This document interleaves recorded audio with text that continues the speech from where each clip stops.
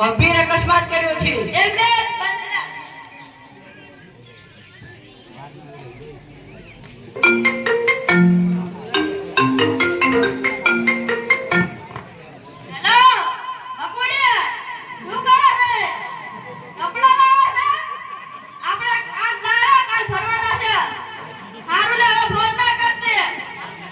તેમાંથી બે છોકરાઓ હોસ્પિટલમાં દાખલ છે. સાહેબ આ સરાસર જૂઠું બોલી રહ્યો છે. અત્યારે ફોનનો પ્રવાહ ચારે બાજુ થઈ રહ્યો છે. તમે ફોન વાપરો છો તમારી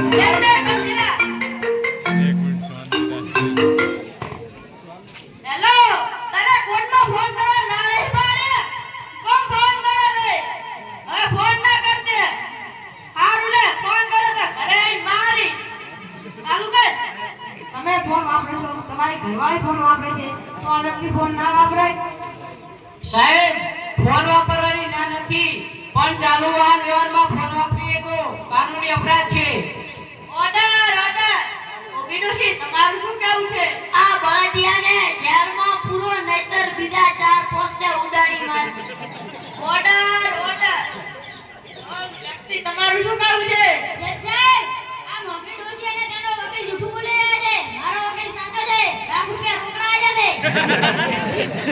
સાહેબ આ સમગ્ર અકસ્માત જોયો તો એક સબૂત અમારી પાસે છે. તમારી આગળ તમે તેને બોલાવી લાવી. પાડી દો ક્યાં છે લે મને ચલે દો છો લે ચલે દો છો લે બંધ થઈ જા આ કોર્ટ ને તાર ઘર ના હે ચંપકભાઈ શું આ ભાઈ ઠોક્યો હતો? હા ભાઈએ બાઈક ઠોક્યો હતો. શું આ એક્સિડન્ટ થયો ત્યારે તમે હાજર હતા? હા ત્યારે હું હાજર હતો. શું આ ભાઈ ચાલુ ગાડી પર ફોન વાપરતો હતો?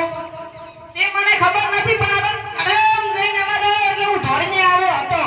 જજ સાહેબ આ વ્યક્તિ ખાલી અવાજ સાંભળીને જ બોલી રહ્યો છે. આણે આ વ્યક્તિ આ પૂરો અકસ્માત જોયો નથી.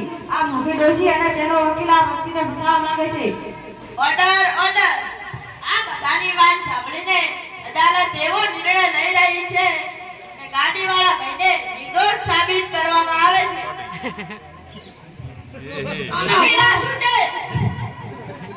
જજ સાહેબ કે દીદી જજ સાહેબ વાંગા દીદી છે મારા 500 રૂપિયા પાછા લાય. તું મારી મજૂર લઈ હારી 800 રૂપિયા.